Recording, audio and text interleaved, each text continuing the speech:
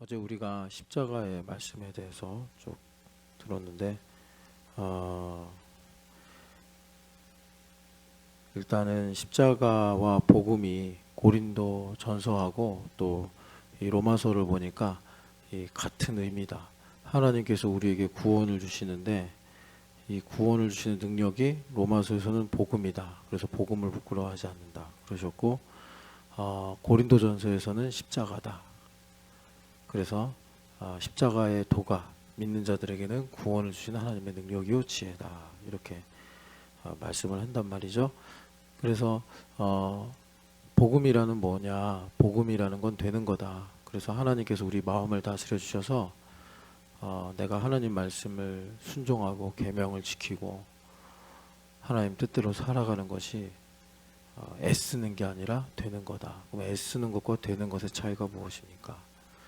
애쓰는 거는 계단을 막 숨차게 걸어 올라가는 것이고, 되는 것은 그냥 서 있으면 엘리베이터처럼 쭉 올라가는 것입니까? 여러분들이 살아보니까 아니라는 걸 아실 거예요. 복음이나 애쓰는 거나 노력하고 또 율법을 행해야 되는 건 마찬가지인 것 같은데 뭐가 다르냐? 이렇게 뿌리가 다릅니다. 그래서 애쓰는 거는 엄밀히 가면 끝까지 가면 이제 뭐가 나오냐면 죽기 싫어서, 죽음이 두려워서, 그러니까 어떤 걸 잃어버리기 싫어서, 가지고 싶어서, 이런 거예요. 그래서 내가 노력하는 겁니다. 그러니까 하면서 그 일종의 끄름이 많이 나요. 그래가지고 내가 한 가지를 이루는데 그 한 가지를 이루기 위해서 가끔씩 이렇게 클리셰처럼 소설이나 드라마에 많이 나오는데 성공 하나를 위해서 친구를 버리고 가족을 버리고 사랑하는 사람을 버리고 성공은 했는데 끝에 가니까 그것 빼고 아무것도 없네. 그래서 허망하다 이렇게 가는 거예요. 그런데 이 복음은 그러니까 죽기를 두려워서가 아니라 그것 자체가 나에게 참되고 그리고 순수한 희망이에요. 순수한 희망이라는 것은 뭐냐면 내가 남을 이기려고 경쟁하고 내가 실패하기를 두려워해서 그래서 내가 애쓰는 게 아니라 하나님의 뜻이 이루어지는 것이라 거기에는 나를 그러니까 희망 고문을 하거나 나를 또 어떤 다른 면으로 절망시키거나 근심시킬 만한 요소가 없는 거예요. 그래서 순수한 희망이다. 하나님의 영광을 위해 살려고 하니까.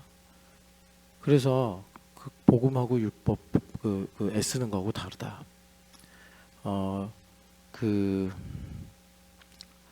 목회도 그래요.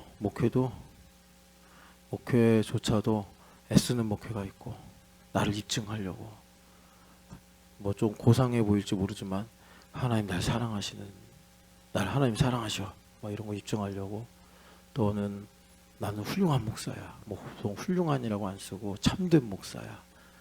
뭐 나는 의로운 목사야. 이걸 입증하려고 애쓰는 거예요. 이제 그게 부정되면 이제 죽음을 느끼는 거죠. 막 망하는 거고 이제 목회의 의미가 없어지고 이러는 거예요.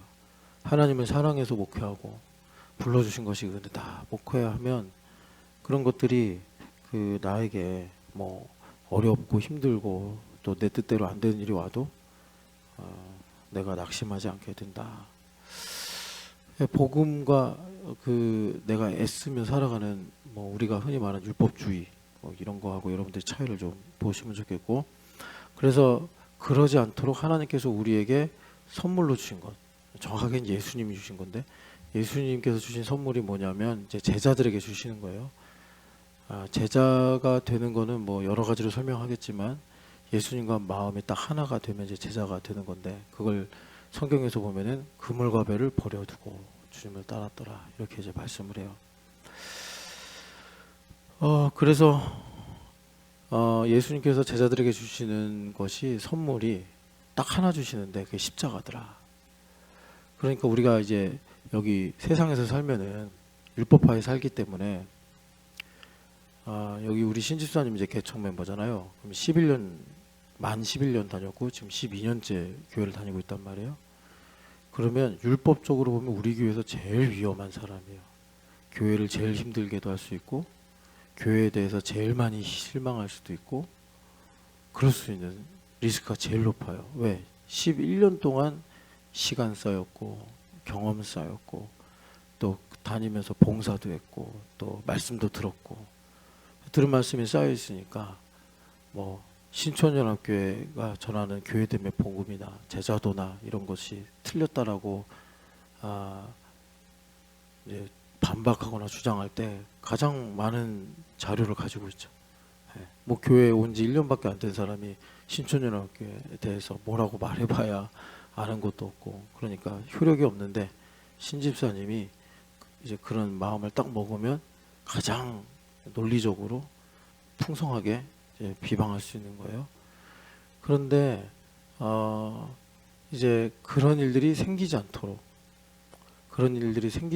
다시 말해 그렇게 11년을 교회 다녔는데 자기중심성이 그만큼 이제 쌓이지 않도록 그 리스크가 커지지 않도록 하나님께서 우리에게 주신 선물이 십자가. 십자가가 뭐냐? 내가 죽고 예수님 사시는 것이다. 갈라디아서 2장에 보니까 내가 그리스도와 함께 십자가에 못 박혔나니 그런즉 이제 내가 사는 것이 아니요 그리스도께서 사시는 것이라. 그래서 신집사님이 십자가를 지고 가요. 십자가를 이렇게 지고 가면 내가 산 게 아니에요. 그리스도께서 사신 거예요. 그래서 주님께서 이렇게 말씀하시는 거죠. 너의 은혜가 너에게 족하도다. 그러면 아멘. 이렇게 되는 거예요. 그런데 십자가를 안 지고 그냥 내가 세상에 뭐 영광, 명예, 성공 뭐 이런 것들 지고 살았어요. 그러면 이제 내게 너의 은혜가 족하다. 그러면 아멘이 안 돼요. 뭐 이렇다고 합시다. 우리 주변에서 일어날 수 있는 또 듣기도 한 예니까 제가 신입사님이 재정부인데 제가 돈을 나중에 알아보니까 한 10억 정도 빼돌렸어요. 제가 근데 쓰진 않았는데 어디다 딱 이렇게 내가 10억 정도를 이렇게 뭐라 그럴까 따로 계좌에 딱 있어요. 신집사님이 그걸 보고 야 그러니까 이제 신앙생활 할 맛도 안 나고 그동안 내가 11년 동안 교회됨의 복음을 위해 캠퍼스를 위해 일본 선교의 영광을 위해 이 교회에서 예배하고 봉사하고 그렇게 수고하고 그랬는데 실망이다 낙심이다 해가지고 막 교회도 안 나오고 막 그래요. 여러분 좀 이게 궤변같이 들릴 수도 있고 억지같이 들릴 수도 있는데 그 일 때문에 만약에 신집사님이 낙심하고 시험 들면은 그거는 십자가를 안 졌기 때문에 그래요. 근데 이게 요즘 세대의 크리스찬들하고 교회 안 먹혀 들어가요. 이 복음의 논리가 안 먹혀 들어가요.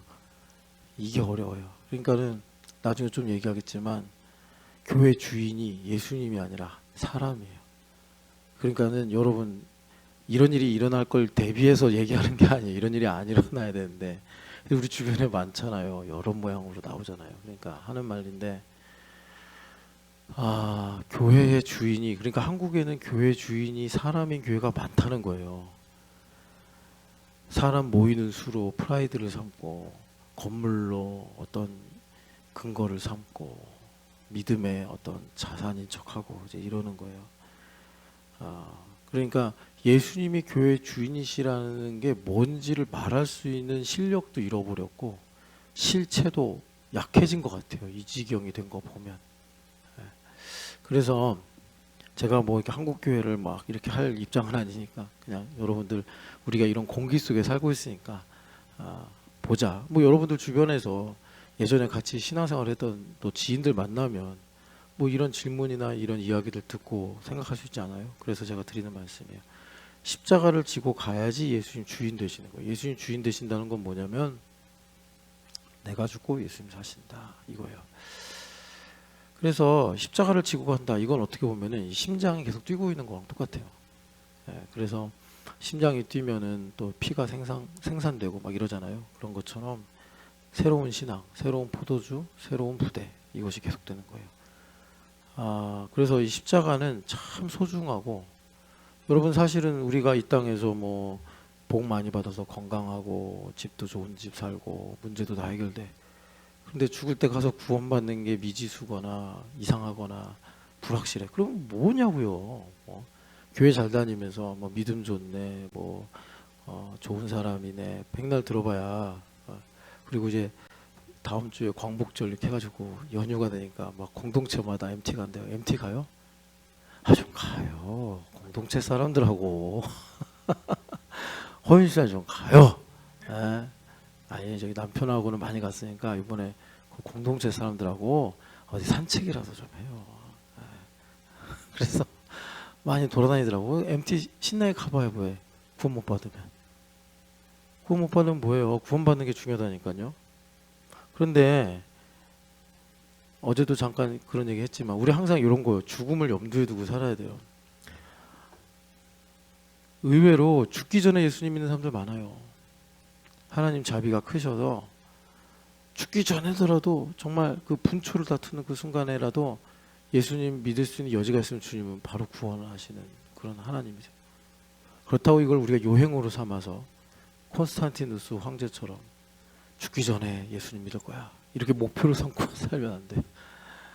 괘씸하고 참 나쁜 마음이죠. 그런데 여기 계신 대부분의 분들은 이제 어린 시절부터 예수님 믿거나 아니면 정말 그 전도서의 말씀처럼 내가 이제 청년회 때 뭐 우리 유선미 어머니, 최경 어머니 계시지만 지방 가시면 청년이에요, 청년. 전황선 선교사님 나라교회 가셨는데 거기서 제일 젊으시대요. 그 저기 일본의 우리 전황선 선교사님 58년생이시니까 지금 내년이면 70이시구나. 그러신데 청춘이에요, 청춘. 우리 어머님들도 청년의 때라고 생각하시면서 전도서 말씀처럼 창조주를 기억하라 이렇게 은혜를 받으시기를 축복합니다. 아직 할 일이 많으신 거예요. 아니 뭐 우리 유선미 어머니만 해도 이렇게 새벽제단 쌓으셔야지. 은유, 선유, 지유, 얘네도 구원할 거 아니에요, 어머니. 제가 어제 지난 주일 3부 때 이렇게 전에 4층에서 이렇게 성경 보고 있는데 와 누굴까? 제가 궁금해서 나갔더니 누구냐? 그랬더니 선유래. 이야 소리가 교회를 울리는데 대단한 샤우팅. 어머니 기도 많이 하셔야 돼요. 그 기도가 주여로 가야지. 주여 이걸로 가야지 나라를 살리고 민족을 구원하지.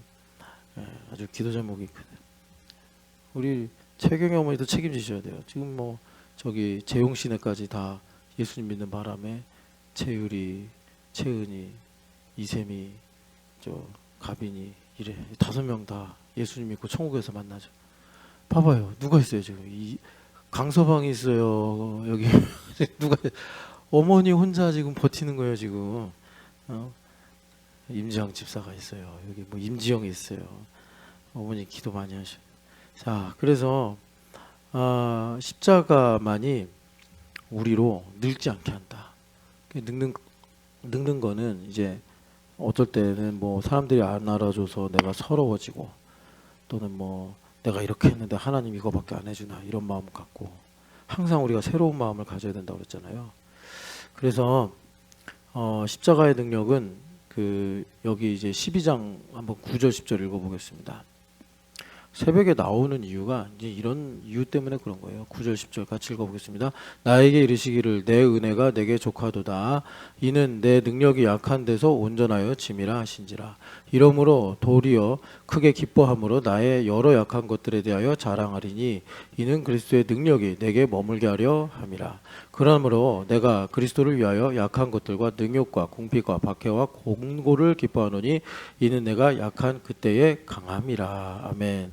그래서 십자가의 능력은 내가 죽고 예수님 사시는 것인데 이걸 적용하면은 약한 곳 그때 강합니다. 이렇게 이제 우리가 말할 수 있어요. 이게 고백이죠. 신앙 고백. 신앙 고백. 약한 그때 강함이구나. 그래서 제가 이제 기억이 나는 게 참 우리 교회에 있으면서 참 너무 좋았던 시간이다 생각하는 게 최경희 어머니가 이제 예수님 믿겠다고 우리 교회 등록하시고 그 세례 교육을 받으실 때였던 것 같아요. 세례 교육을 받으시는데 뭐 사실 우리 교회 세례 교육은 이게 정형화되지 않았어요. 정형화되면 좀 안전하다라는 장점은 있는데 좀 이렇게 의미나 또는 생동감 이런 건 좀 줄어들고, 그래서 좀 사람마다 제가 세례 교육을 다르게 해요. 그 사람의 어떤 마음이나 상황에 따라서. 그래서 최경희 어머니랑 세례 교육을 할 때는 찬송을 많이 불렀어요. 근데 어머니가 또 이제 교회를 계속 오시니까 찬송을 좀 이렇게 잘 알고 계시더라고. 그래가지고 어머니랑 찬송 부르면서 세례 교육을 했던 기억이 있는데, 그러니까 참 그때 뭐 노래를 잘해서 이런 게 아니고 정말 어머니도 그렇게 하나님을 찾고 저도 이제 그 찬송의 은혜가 임해서 참 그 가운데 하나님의 임재가 있었던 기억이 있어요. 이제 그런 약함의 순간도 있습니다. 그게 뭐 어머니가 뭐 이렇게 가난했다, 힘이 없다, 뭐 이런 약함이 아니라 하나님 앞에 겸손한 거죠. 이 찬송으로 뭐 최경희 어머니랑 저랑 무슨 대단한 뭐 이렇게 콘서트, 뭐 대단한 연주가 있는 그런 음악 이런 데 간 게 아니라 그냥 둘이서 예전에 그 목양실 조그만 데 앉아가지고 그냥 어머니랑은 어려운 복음성가 저도 좀 힘드니까 찬송가 펴놓고 어머니 이 찬양하세요 하고 불러보고 저 찬양하세요 하고 불러보고 이렇게 했던 기억이 있거든요. 겸손한 거죠. 근데 우리 마음이 겸손하니까 찬양의 가사와 찬양의 곡조가 그냥 마음에 임하는 거야. 참 감사하다, 참 감사하다. 저는 이게 교회에서 어머니만이 아니라 다 그런 순간들이 있어요. 우리 저기 유소미 어머니도 그래요. 유소미 어머니도 사실 우리 유소미 어머니는 이전에 제가 부목사 때 이제 뵙고서 그때 참 그 첫인상이 뭐라고 말하기가 어려운데 참 밝고 유쾌하시고 하여튼간에 조금 이렇게 말하면 제가 죄송한데 약간 애교스러우시고 막 그랬어요.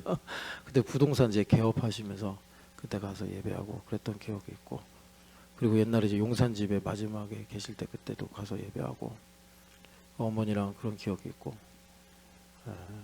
많아요. 어머님들하고도 다 있어요. 근데 이제 시간이 지나가면 이제 그런 일들이 뭐 세상 말로 이제 퇴색된다 그러잖아요. 참 불행한 일이죠. 그런 게 퇴색이 되면 우린 예수님하고 퇴색되면 안 되죠. 그런데 이 신앙이라는 게요, 참 그렇단 말이에요. 신집사님 얘기도 잠깐 했지만 11년 전에 우리 개척할 때 신나게 산기도 다니고 막 그랬던 적들. 그런데 시간의 앞에 장사가 없단 말이에요. 다 그냥 지나고 나면 그냥 그때 일은 그때 일이고 이렇게 된단 말이에요. 그리고 무슨 말이냐면 이 약함이 유지가 안 돼요. 진짜 내가 성공하고 부자가 돼서 강해져서 약함을 잃어버릴 수도 있어요. 여기 우리 이만현 집사님 계신데 어제 두 분이 같이 러닝하면서 아인텐 잘 되라 막 그러면서 주집사님이 막 찍으면서 아인텐 흥해라 막 그러더라고요. 가난하니까 둘이 이렇게 뛴 거예요. 이렇게 마음이 심령이 가난하니까. 근데 저는 좀 그런 게 있거든요. 주집사님, 임집사님도 되게 은사가 많은 사람들이에요. 그러니까 저분들도 제가 예전에 한 몇 년 전에 기도할 때 그 생각했어요. 우리 교회 안 왔으면 잘 살겠다. 저 두 분은 우리 교회 처음 올 때 레미안 살았어요. 레미안. 지금은 남창 빌라 살아. 그래서 예원이가 한참 중학교 1학년 때 이 집 마음에 안 들어 막 그랬었는데 레미안 살던 사람들. 그리고 하여튼 그래요. 저기 박인미 집사님도 저렇게 살 수가 없는데 참 희한하게 어렵게 산다 이런 생각도 좀 하고. 근데 요즘엔 좀 열심히 살아서 많이 바뀌었는데 그런데 이제 주님께서 은혜 주셔서 뭐 넉넉하게도 하시고 또 잘 살게도 하시고 그러실 수 있단 말이에요. 그러면 약함을 잃어버린다고. 약함을 잃어버려요.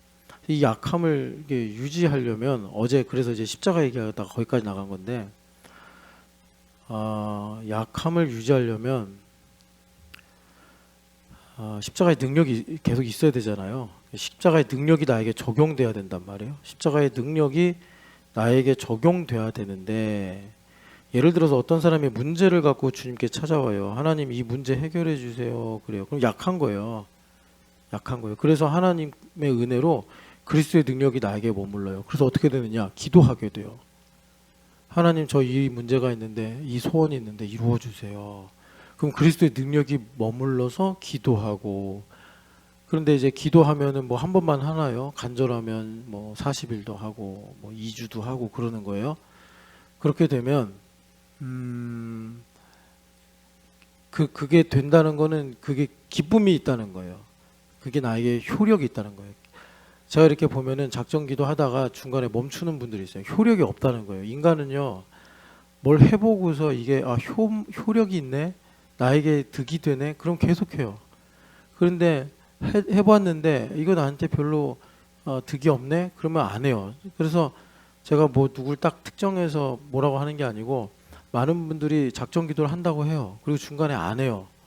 뭐 열흘이든 40일이든 그냥 말아먹어요. 뭐 100일 한다고 나한테 와놓고서 안 하는 분도 계시고 그래요. 근데 왜 그러냐면, 해보니까 이게 나에게 득이 없어. 내가 그냥 간헐적으로 한번 뭐 가끔씩 몇 번 나와서 이렇게 기도하는 거는 나에게 이게 이제 뭔가 임팩트가 있는데, 매일 나와서 하는 게 뭔가 이제 다른 계획하고도 막 부딪히는 문제가 생기고, 그리고 이런 게 있잖아요. 가끔 해야지 좀 특별하고 이렇게 감동이 오는데, 매일 하면 약간 지루해지고, 또 그게 그건 것 같고, 이런 이제 느낌이 오거든요. 그걸 넘어가야지 이제 내가 성숙도 하고, 또 내가 차원이 달라지는 삶을 사는데, 공부하는 애들도 거기를 이제 통과를 못하고, 또 인생 살 때도 그런 거예요. 그 부분을 이렇게 넘어가질 못해가지고 항상 그 유리청장 같은 한계 아래 머무는 경우들이 많은데, 그 문제를 가지고 와요. 그래서 그리스도의 능력이 머물러서 기도도 하고, 그리고 나중에 진짜 이게 해결돼요. 참 여기가 중요한데, 해결이 돼. 근데 여러분 진짜 이거 한번 적용되면은 이거 갖고 한번 쭉 생각을 해보세요.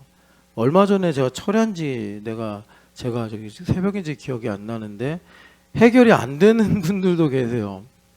그래가지고 와가지고 왜 안 되냐 나한테 이렇게 묻는 분들도 계세요. 그거는 제가 답을 드렸으니까. 철야 때인 것 같아요. 철야 때 제가 답을 드렸으니까 됐고, 해결됐어. 해결된 분도 많아요, 우리 교회에서. 근데 되게 놀라운 거는, 해결된 분이 언제 그런 은혜를 주셨어요? 나한테 그런 분도 계시더라고. 그래서 제가 과연 그렇구나, 인간이라는 게 틀림이 없구나. 이야, 그러니까 여러분 있잖아요. 그냥 기억이 안 나면 안 난다고 하시지, 나에게 하나님 무슨 은혜를 주셨어요? 정말 이런 망언 중에 망언은 절대 하지 마세요. 진짜 그러면 그 사람 앉은 자리에 풀도 돋아나지 않아. 그런 인생 살면 얼마나 불행해요. 그러니까 그냥 주님, 제가 참 기억력도 없고 참 제가 배은망덕한 성향이 있어서 제 마음이 솔직히 이렇습니다. 하나님께 그냥 그렇게 기도하면 주님께서 좀 괘씸하지만 불쌍히 여기셔서 고쳐주시든지 또 다른 기회를 주실 텐데, 이건 좀 차원이 달라요. 저한테 와서, 혹은 이제 저 말고 리더들한테 가서, 아니 하나님께서 내게 주신 은혜가 뭐가 있는데요? 정말 이런 얘기 하지 마세요. 그거는 부모한테 왜 나를 낳았어요? 이거랑 똑같아. 이거랑 똑같아. 그러니까, 그런데 그런 분들이 정말 해결이 안 된 분들은 그런 얘기를 안 해요. 해결이 안 됐으니까 너무 힘들고 또 지치고 이런 게 있어서, 목사님 왜 해결 안 됩니까? 허윤실은 해결되는데 왜 나는 해결이 안 됩니까? 뭐 이런 식으로 좀 낙심에 가까운, 그러나 이제 도와달라, 또 하나님 은혜 구합니다, 이제 갈급함을 말씀을 하는 거죠.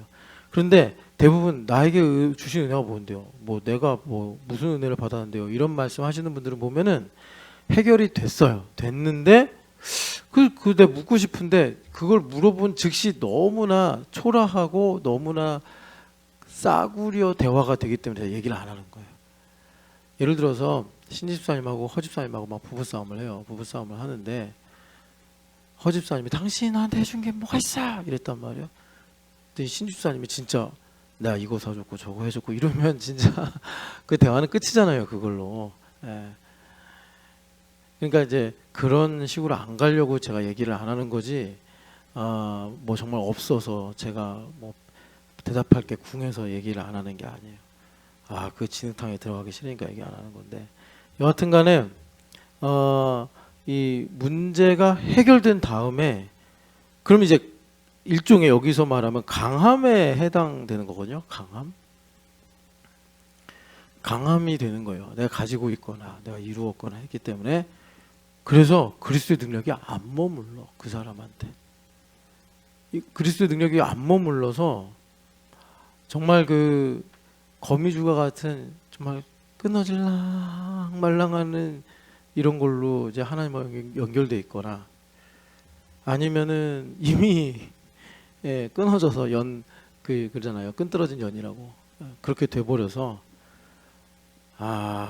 폐색이 짙거나 이제 이런 경우들이 있어요.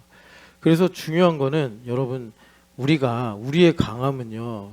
예수 그리스도의 능력이라고 그러잖아요. 그리스도의 능력이라고 지금 말씀하시는데 그리스도의 능력으로 살게 하는 것이 바로 십자가다. 그래요. 십자가가 이렇게 연결되는 건데 여기서 이렇게 연결되는 건데 너무 작네.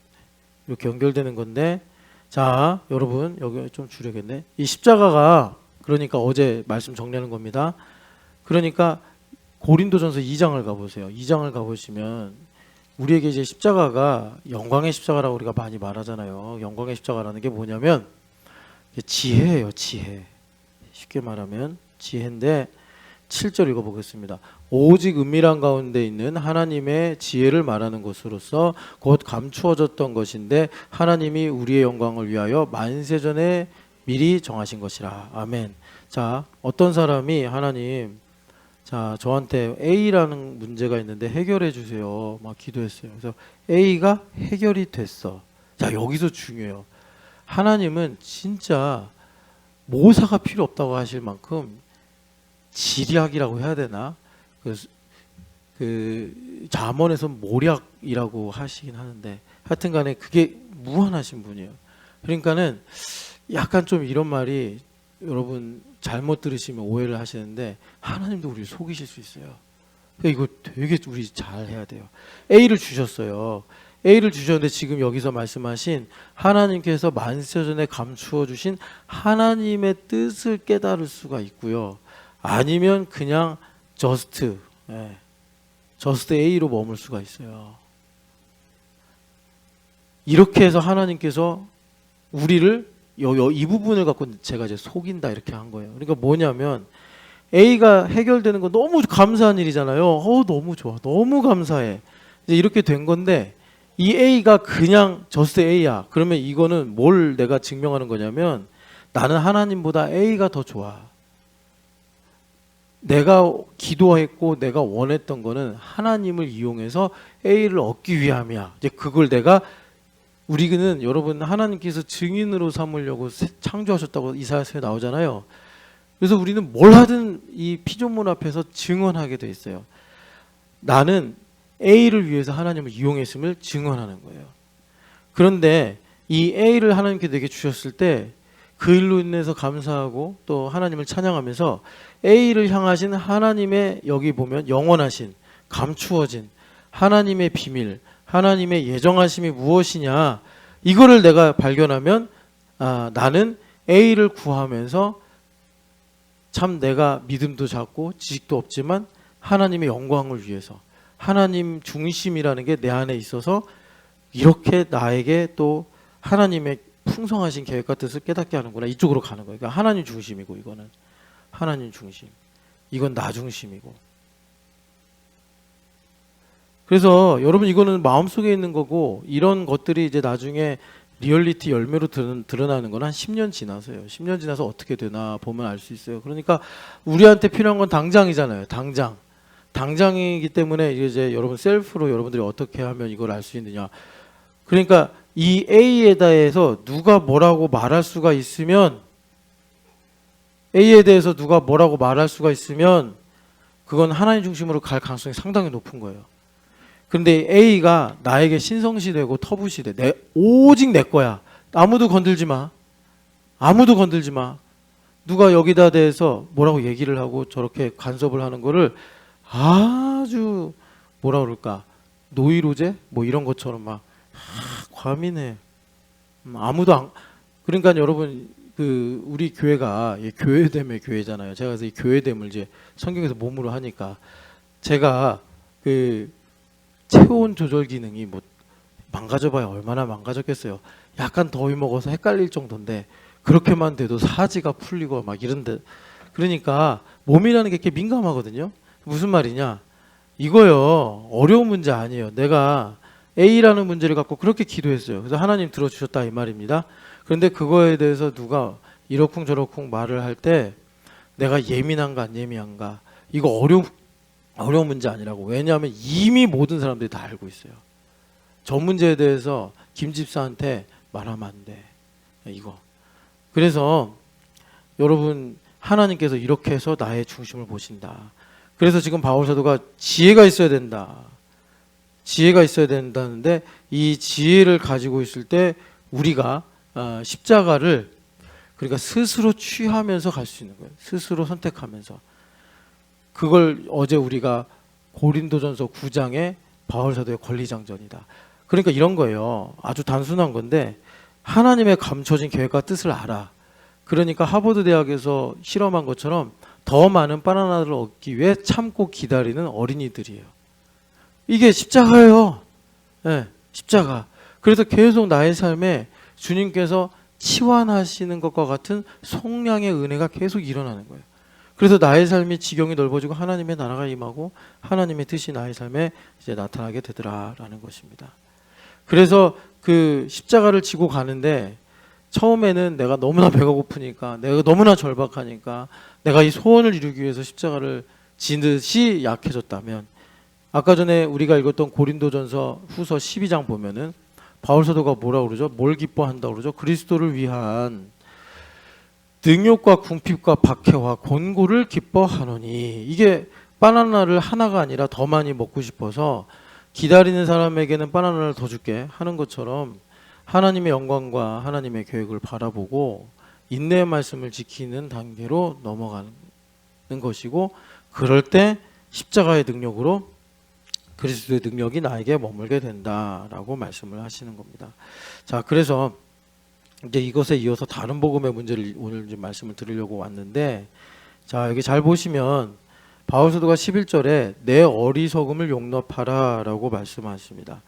그럼 뭘 말하려고 그러시는데 어리석은 것까지 용납하라고 하시는가? 바울 사도께서 쭉 11장 읽어보면 자랑하시려고 그러는 거네요. 자랑하시려고. 그럼 바울 사도가 뭐 때문에 갑자기 안 하시던 자기 자랑을 하시나? 고린도전서 1장을 보면은 예수님을 자랑하라, 주님 안에서 자랑하라, 갈라디아서에서는 십자가 외에 나는 결코 자랑할 것이 없다 하신 분이 왜 여기서 갑자기 자기 자랑을 하려고 하시나 해가지고 이제 쭉 바울 사도가 자신의 어떤 이력을 말씀하시는데, 그 이유가 뭔가 봤더니 2절부터 4절까지 다른 복음 문제 때문에 그러네, 우리가 이제 알 수 있단 말이에요. 다른 복음. 그러니까 바울 사도가 고린도 전서가 아니라 로마서에 보면은 내가 다른 사람의 터 위에서는 복음을 전하지 않았다 그래요. 바울 사도가 고린도 교회를 세웠는데, 이게 이제 여기 보면 이제 뱀이라고 하는 이제 사탄이 나오는데, 이 사탄 하는 짓거리가 아주 간사하잖아요. 그래가지고 바울 사도가 길을 닦아 놓으면 이제 바울 사도가 다른 데 선교하러 가죠. 그러면 이제 유대인들 중에 또 이제 믿는 사람들이, 예수님 믿는 사람들이 와가지고 아주 적나라하게 나오는데, 여기 22절 보면은 그들이 그리스도 일꾼이냐, 23절에 정신없는 말을 하는구나. 그러니까 아니란 얘기죠. 심지어 뭐라고 그러시냐면 15절에 직접 말씀은 안 하시지만 사탄의 일꾼이다 라고까지 얘기를 해요. 14절에 사탄도 자기를 광명한 천사로 가장을 하지 않냐 그러면서, 지금 이게 다 다른 복음과 연결돼서 바울 사도가 하시는 말씀입니다. 그러니까 이 사람들이 왜 가머니설과 같은 다른 복음을 고린도 교회에게 전하냐, 그리고 그들이 잘도 용납했다, 이제 이런 말씀을 바울 사도가 하시잖아요. 그러니까 그 사람들이 그렇게 한 것은 사례비 때문에 그런 거예요. 돈을 받으려고. 사례비를 받는 게 나쁘다는 게 아니라, 그러니까 자기들이 여기서 이들의 귀를, 간지러운 귀를 이제 긁어줄 수 있는, 뭐 가려운 등을 긁어줄 수 있는 설득력 있는 복음을 전해가지고 마음을 이제 뺏는 거죠. 그리고 뭐 살해를 받고. 그러니까 여기서 이제 사탄의 일꾼들이다까지 말씀을 하시는 건데, 자, 그러면 다른 복음의 문제가 뭐냐를 좀 보면, 여러분 잘 들으셔야 됩니다. 그러니까 다른 복음의 문제가 뭐냐? 이걸 먼저 정리하면 갈라디아서에도 나오는 문제인데 심각한 문제죠. 다른 복음. 다른 복음의 문제가 뭐냐? 인본적 요소. 인본적 요소가 섞인 거예요. 그런데 여러분 지금 여기 고린도 교회처럼 이런 정황은 우리한테 잘 오지 않아요. 그죠? 우리한테 잘 안 오고 우리는 이제 어떤 식으로 해서 이런 다른 복음의 정황을 만나냐면 믿음의 성숙이 멈춰요. 내가 믿음으로 계속 성숙을 해나가야 되는데 내가 믿음의 성숙보다 세상 일에 시간과 관심을 더 많이 가져요. 그래서 여러분 왜 이 믿음의 성숙이 멈추면 다른 복음으로 빠질 수밖에 없냐면 그러니까 갈라디아서에서도 율법은 몽학 선생이다. 초등교사다 그러잖아요. 그러니까 하나님께서 우리의 믿음을 보시고 그 믿음의 수준에 맞게 복음을 주신단 말이에요. 그러니까 초등학생에게 맞게, 중학생에게 맞게, 고등학생에게 맞게. 그런데 내가 이미 20살이 돼가지고 주민등록증까지 받아서 내가 어른으로 살아가는데 여전히 초등학교 때 논리와 중학교 때 논리를 가지고 살아요. 그러면 그게 이제 하나님 보실 때는 인본적인 요소가 섞이는 것이고 그래서 자기중심성이 극대화되고 그래서 일을 못하는 거예요. 하나님께서. 그래서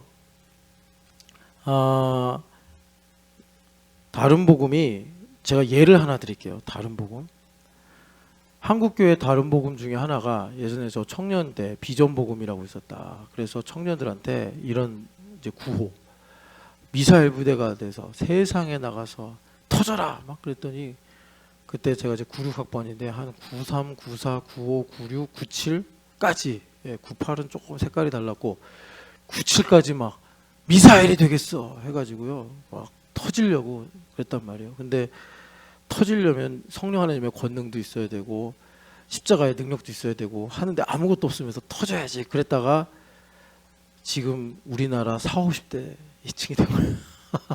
진짜 골치 아픈 40, 50대 40, 50대 그래가지고 비전복음. 또 하나가 뭐냐면 가정복음이에요. 가정복음이 강남 쪽에서 나왔는데 저기 동부이촌동하고 이 가정복음의 모토가 뭐냐면 가정이 천국이다 이걸 가지고 해가지고 그런데 이거 되게 신학적으로 잘못된 거거든요. 천국은요 여러분 이거 신학적으로 완전히 잘못된 거예요. 근데 신학교 교수님들이 왜 이런 거 갖고 얘기를 안 하는지 몰라. 근데 이게 상당히 비전복음만큼 센세이션을 일으켰어요. 그래서 예전에 좋은 거긴 한데 이제 그 남긴 문제들이 있으니까 요즘에 유행 안 하죠. 아버지 학교, 뭔 학교 하면서 천국은요 여러분 좀 다른 기독교인들이 이상하네 이거 너무 독단적인 거 아니에요? 이래도 이거는 진리기 때문에 바꿀 수가 없어요. 교회예요. 이거 말고 없어요. 천국은 교회예요. 가정 무슨 동아리 무슨 선교단체 무슨 뭐 어떤 뭐 집회 아니야. 정말 교회가 거친들 같고 교회가 초막 같고 교회가 정말 너무 형편없어도 교회는 머리가 예수님이면 두세 사람 이상이 모이면 끝이에요. 그냥 뭐 건물 없어도 되고 그래요. 그러니까 천국 이퀄 예수님이고 이 땅에 천국이 이루어지는 건 교회밖에 없어요. 예수님께서 혹시 교회가 믿업지 못해서 야 내가 좀 이 부수적으로 다른 것도 세웠어 이렇게 성경에 에베소서 말고 뭐 다른 소서가 있어가지고 쓰셨으면 그거 맞아요. 뭐 가정도 천국이 될 수 있단다. 아니에요. 그런 말씀 없어요. 교회가 되어서 직장도 천국이 되는 거고 가정도 천국이 되는 거고 학교도 천국이 되는 거고 나라와 민족도 천국에 이렇게 이제 임하는 거 천국이 임하는 거지. 교회 말고 예수님 머리 대신 교회 말고 인간이 무슨 뭐 제대로 어떤 교육을 세우고 단체를 세우고 해가지고 천국 되는 거 없어요. 이거 오아시스 같은 신기루예요. 오아시스는 신기루 같은 거예요. 신기루 같은 거. 그런데 이제 한 90년대 이때 약간 좀 세련된 느낌으로 미국에서 좀 약간 수입해 온 것도 있고 해가지고 가정 사역자분들이 뭐 이렇게 이런 거 있어요. 뭐 패밀리 해가지고 뭐 father and mother 뭐 이런 거 이제 이런 거 너무 많이 말하면 그분이 드러날 수도 있으니까 하여튼 그래가지고 이렇게 해서 많이 했는데 그래가지고 우리나라 가정이 좋아졌어요. 가정 사역이 막 동산도 만들고 뭐 별의별 거 다 했는데 교회를 떠나니까 이게 힘들고 어려워지는 거예요. 자, 그래서 다른 복음이 이런 거다. 내가 가정을 중요시 여겨요. 93부터 97학번까지 약간 그때가 그러니까 약간 그 옛날 교회의 끝물이거든요. 그러니까 전통적 신앙도 좀 가지고 있으면서 세속적인 분위기도 갖고 있어요. 그래가지고 그 세대 애들이 뭔가 나가서 뭔가 하나님을 위해 대단한 일을 하고 싶은데 거기에다 이제 기름 부으면서 미사일 부대가 되라 뭐 해라 뭐 해가지고 이제 막 터질 거야 했는데 세상에 나가니까 신입사님도 서강대 졸업하고 세상에 나가니까 터지든가 그냥 그 5년 동안 진짜 바닥에서부터 팍팍 이랬잖아요. 그런 걸 가르쳤어야 되는데 현실에 뿌리박은 영성을 가르쳤어야 되는데 그냥 나가면 승리할 줄 알고 성공할 줄 알고 뭐 막 나가기만 하면 세상이 변화될 줄 알고 그랬다가 나갔는데 막 의도 맞고 다구리 당하고 이러니까 이제 하여튼간에 그래요. 그래가지고 가정도 마찬가지예요. 그 여기에는 왜 이제 결정적인 문제가 있냐면 십자가의 능력이 안 나타나. 복음에는 반드시 십자가의 능력이 나타나야 되거든요. 그래서 내가 죽고 예수님 사시는 이게 분명히 나타나야지 이게 복음인데 내가 노력하고 내가 잘하고 내가 옳고 내가 뭔가 열심히 있고 이러면은 복음의 능력이 나타나는 건 아니에요. 그거는 아니고 복음이 아니고 십자가의 능력이 나타나야 되는 것이다. 그래서 이런 것들이 다 공통점이 뭐냐면 자기중심성에 호소해요. 너가 중요하게 생각하는 거, 너가 하고 싶은 거, 너는 특별하단다. 그래서 제가 우리 딸 낳았을 때 선물 한 3권 받은 게 너는 특별하다라는 동화책인데 애들은 읽혀줘야죠. 우리 서연이도 특별하죠. 서원이도 특별하지. 서윤이도 특별하지. 근데 박효진은 안 특별해. 그냥 박효진은 박효진이에요. 그냥 하나님의 딸 박효진. 예. 허윤실도 그냥 허윤실, 신성현도 신성현, 엄태우도 엄태우. 우리 그냥 하나님 중심으로 사는 거예요. 그래서 이 자기중심성을 넘어서야 돼요. 이 지평선을 넘어서서 그러니까 내가 죽고 하나님께서 중요하다고 말씀하시는 것이 나에게 이제 와닿을 때, 그럴 때 이제 다른 복음에 머물지 않고 우리가 뭐 말하자면 천국 복음, 교회됨의 복음 이렇게 주님께서 말씀하시는 복음으로 가요. 그래서 여러분 오늘 좀 이 말 기억하세요. 신촌연합교회는 어떤 교회냐? 신촌연합교회는요, 여기 바울 사도가 말씀하시는 것처럼 중매하는 교회예요. 중매하는 교회가 뭐냐? 여기 보니까 하나님의 열심으로, 이걸 나오면 이제 여러분 좀 긴장해야 돼요. 하나님의 열심을 지금 시간이 없어서 그냥 제가 인용하는데 신명기 4장 49절 하나님은 질투하는 하나님이라. 하나님은 질투하셔서요 남겨놓지 않아. 무슨 말인지 좀 이따 설명해 드릴게요. 정확하게 하나님의 열심의 본질을 말씀하시는데 이사야서 42장에 보면 하나님은 자기의 영광을 다른 신에게 안 주세요. 자기의 영광을 위해 일하시는 하나님이에요. 셀프로. 그래서 여러분들이 그 존 파이퍼 목사님 책 읽어보면 이 논리가 아주 잘 정리가 되어 있어요. 그래서 자기 영광을 위해 일하시기 때문에 이사야서 40장의 말씀처럼 종일 일하셔도 피곤하지 않으시고 그리고 종일 역사하셔도 명철이 한이 없으신 그런 하나님이신 거예요. 그래 신촌연합교회는 하나님의 열심히 임하는데 하나님의 열심히 제일 먼저 임하면 어떤 일이 일어나냐? 질투하는 하나님, 이거를 다른 말로 소멸하는 불이다 이러셨어요. 그래서 이 질투하는 하나님이시요 소멸하는 불이시다라는 말씀의 실체로 오신 분이 성령 하나님이에요. 그래서 성령 하나님을 질투하게 하면 안 돼요. 그 성령 하나님을 질투하게 하지 말라. 그러니까 성령 하나님을 근심하게 하지 말라. 성령 하나님을 소멸시키지 말라. 그리고 성령 하나님을 질투하게 하지 말라라는 말씀이 지금 제가 신약에 딱 2구절 있는데 제가 그걸 못 찾고 있어요. 지금 머릿속에서. 나중에 찾으면 말씀드릴게요. 성령 하나님은 이 질투의 영으로 오셨어요. 그래서 내 안에 인본적인 요소를 싹 다 태워버리셔서 없애버리세요. 고린도전서 3장을 보면은 바울 사도가 이제 성령 하나님의 사역에 대해서 이렇게 말씀하십니다. 12절부터 15절까지 읽어볼게요. 만일 누구든지 금이나 은이나 보석이나 나무나 풀이나 짚으로 이 터 위에 세우면, 이제 그리스도 위에 세우는 거예요. 그러면 여기 금이나 은이나 보석이나 나무나 풀이나 짚은 뭐냐? 공적이라고 나오죠. 좀 어려운 말로 번역이 됐는데 행위입니다. 행위. 그러니까 행위가 뭐냐면 믿음의 리얼리티예요. 그냥 교회 와가지고 몸이면 몸은 행동을 해야 될 거 아닙니까? 그런데 행동을 안 해. 그러면 아직 거의 가사 상태구나 이렇게 보시면 돼요. 태어난 지 얼마 안 됐구나. 이선은 먹기만 하겠죠. 태어난 지 얼마 안 됐으니까. 그런데 우리 서윤이만 해도 벌써 활동량이 많아진단 말이에요. 그게 은이나 풀이나 보석이나 나무나 집 이런 거라고 말씀하시는 거예요. 13절 읽어보겠습니다. 각 사람의 공적이 나타날 터인데 그날이 공적을 밝히리니 이는 불로 나타내고 그 불이 사람의 공적이 어떠한 것을 시험할 것임이라. 아멘. 이 말씀은 예수님께서 오셔서 심판하시는 것도 가리키지만 동시에 우리가 교회 다니면서 우리가 이제 교회에서 봉사도 하고 예배도 하고 교제도 하는데 그러면 질투형이신 성령 하나님께서 불로서 그 공적의 본질이 뭐냐? 자기중심성의 그런 행동이냐? 예배 같은 경우 그게 자기중심성의 예배냐? 하나님 중심의 예배냐? 자, 하나님 중심의 예배를 하면 어떻게 된다고요? 없어지질 않아. 예배를 했는데 떨기나무에 임한 불처럼 없어지질 않아. 그래서 또 예배하고 싶어요. 더 예배하고 싶어요. 그런다니까요. 그런데 성령 하나님 불러 오시잖아요. 그러면 내가 그냥 습관으로 예배하고 인본적인 힘으로 예배. 그러면 빨리 끝나고 집에 가고 싶다. 이제 이런 생각이 드는 거예요. 더 예배해야지. 그러면 아니 예배했는데 또 해. 이게 불로 타서 없어진 거예요. 없어져 버린 거라고. 주님께서 그런 예배 안 받고 싶어 해가지고 태워버려서 빨리 이렇게 끝내버리게 하시는 거예요. 14절 같이 읽어보겠습니다. 만일 누구든지 그 위에 세운 공적이 그대로 있으면 상을 받고 누구든지 그 공적이 불타면 해를 받으리니 그러나 자신은 구원을 받되 불 가운데서 받은 것 같으리라. 아멘. 그래서 주님께서 우리 교회는 중매하는 교회다. 하나님께 열심히 있는, 그러니까 하나님께 우리를 정결한 처녀로 드리려고 하는 하나님의 열심히 임한 교회라서 이 불이 우리를 태운다. 그래서 하나님께서 하나님 중심의 것은 남게 하시고 우리를 다른 복음으로 고착화시키고 다른 복음으로 호도하게 만들 수 있는 것은 태워버리신다. 여러분들 꼭 기억하시고 하나만 더 말씀을 드릴게요. 오늘 여기 기왕 새벽에 오신 분들이니까 더 말씀드릴 게 많구나. 근데 하나만 더 말씀드릴게요. 잠언을 말씀 보면은 잠언 8장이 이제 잠언의 주제장이잖아요. 잠언 8장 보면 이제 지혜가 무엇이냐 이렇게 말씀하고 그러면서